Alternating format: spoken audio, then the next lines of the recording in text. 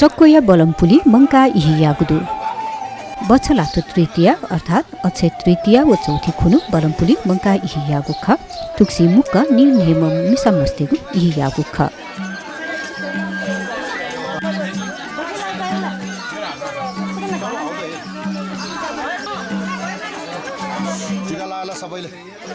वंगु चेदन हन छि सक्वे मंका कथा इहियान वइ छंगु दोसा तुगु इहिया नीति गुठी सना तगुदु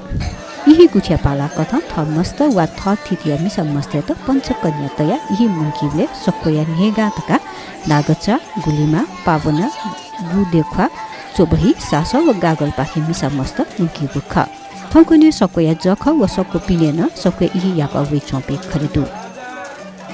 थुगु इहि यायुले नेवा विधि विधान कथा ब्या सलापा कुमका इहि पर्सितया इहि यायु ख तथे बलमपुली जग्गे याना इहि याबले लिपा इहिपा याबले जग्गे या माथेगु चलन्दु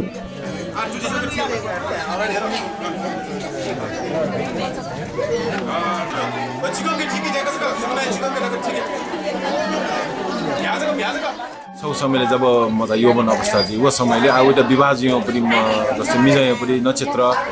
उयो चाहिँ जाडले चाहिँ खै चोना बिहा अहिले वना प मिले जा सुवर्ण कुमार नाम विवाह जियो हेरेको चाहिँ छौ ढाबु ढुकाको पनि सिधाइरो चाहिँ ढकाल पिसा कोना त उठेको चाहिँ छौ